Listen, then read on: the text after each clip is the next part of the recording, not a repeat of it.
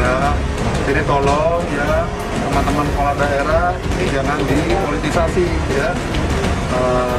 Karena saya juga dapat laporan, ada juga yang berhasil sudah siap, transportnya sudah siap, tapi ingin ada permintaan penundaan, alasan yang mungkin. Kepala daerah yang masih menyalahgunakan bansos itu berpotensi melanggar pasal 71 ayat 3 yang memiliki ketentuan untuk didiskualifikasi dan juga melakukan tindakan untuk dapat dilakukan pidana dan ada aturan pidananya terhadap. Tapi menurut saya kita harus pertama pembangunan sistem itu menjadi hal yang sangat penting dalam rangka memberikan pagar-pagar agar penyelewengan, korupsi itu tidak terjadi, pembangunan sistem. Yang kedua, menurut saya ini hal yang juga sangat penting, rekrutmen politik.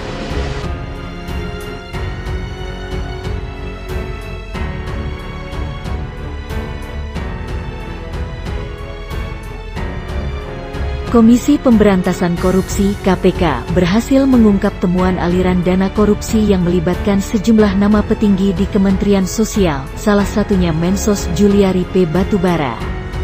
Hal tersebut diungkapkan Ketua KPK Firly Bahuri saat konferensi pers yang digelar dengan sejumlah barang bukti berupa uang berjumlah 14,5 miliar rupiah dini hari tadi.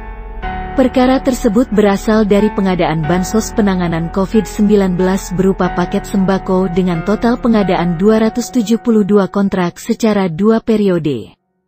Akibatnya, ancaman hukuman mati pun menanti dengan sederet pasal UU Tipikor. Berikut ulasan selengkapnya. KPK ungkap dugaan korupsi di tubuh Kemensos. KPK setidaknya telah menetapkan 5 orang tersangka atas kasus dugaan tindak pidana korupsi di tubuh Kemensos RI. 5 orang tersangka tersebut yakni Juliari P. Batubara, Mates Joko Santoso selaku pejabat pembuat komitmen Kemensos, dan Adi Wahyono. Sementara itu, 2 orang lainnya yakni diduga sebagai pemberi yakni Ardian IM dan Heri Sidabuke.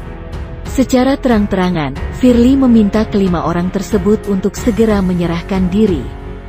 Kami minta kepada para tersangka saudara JPB dan AU untuk kooperatif dan segera mungkin menyerahkan diri kepada KPK.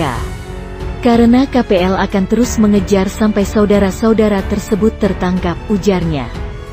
Dugaan aliran dana 14,5 miliar. KPK mengendus adanya aliran dana sesat tersebut tak lain berawal dari adanya informasi mengenai Ardian IM dan Heri Sidabuke yang memberi sejumlah uang kepada Mates Joko Santoso dan Adi Wahyono. Juliari diduga menerima aliran dana tersebut melalui Mates Joko Santoso dan Selvi N. Hal tersebut sementara ini diduga dilakukan pada hari Sabtu, 5/12. Sekitar jam 2 waktu Indonesia Barat di salah satu tempat di Jakarta, jelasnya.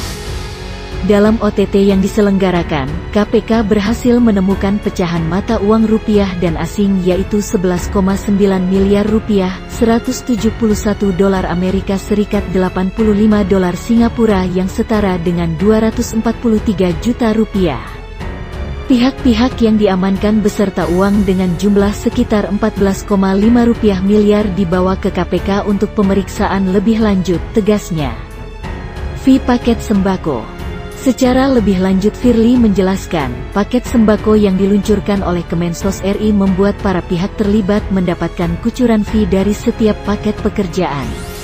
Untuk fee setiap paket bansos yang disepakati kedua pihak swasta yakni sebesar Rp10.000 dari nilai Rp300.000 per paket. Hal tersebut membuat Juliari mendapatkan dana hingga lebih dari 8 miliar rupiah.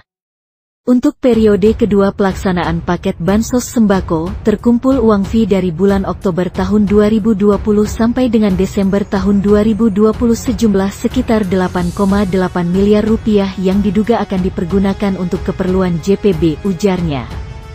Kata Firly, kondisi pandemi COVID-19 masuk atau memenuhi unsur dalam keadaan tertentu, sesuai ayat 2 pasal 2 Undang-Undang Nomor 20 Tahun 2001 tentang Pemberantasan Tindak Pidana Korupsi. Sehingga, hukuman mati layak menjadi hukuman bagi pelaku koruptor bansos. Miris, sangat kejam dan sungguh tega apabila bansos di tengah pandemi seperti ini masih saja dikorupsi untuk kepentingan sendiri, ujar dia. Terancam hukuman mati. Hal tersebut membuat KPK tak menutup kemungkinan untuk mengambil opsi tuntutan hukuman mati kepada siapapun yang melakukan tindak pidana korupsi. Terlebih, hal dilakukan di tengah pandemi COVID-19. Ia bisa saja tuntut hukuman mati, Red. Sesuai pasal 2 ayat 2 UU Tipikor, ungkapnya. Terlebih, Firly telah menyatakan bahwa jika korupsi yang melibatkan dana bansos COVID-19 secara langsung dapat membuat pelaku mendapatkan hukuman mati. Menurutnya, kondisi pandemi dapat memenuhi unsur dalam keadaan tertentu dalam ayat 2 pasal 2 Undang-Undang Nomor 20 Tahun 2001 tentang Pemberantasan Tindak Pidana Korupsi. Jangan pernah berpikir coba-coba atau berani korupsi dana bansos.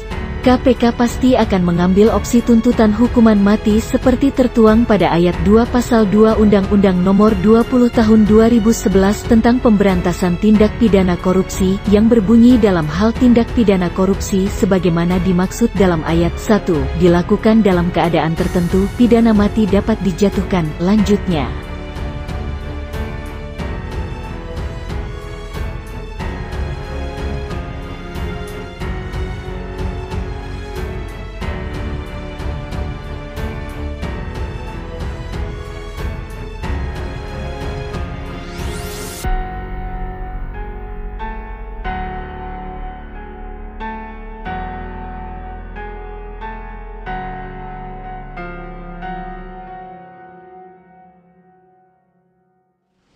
Politik.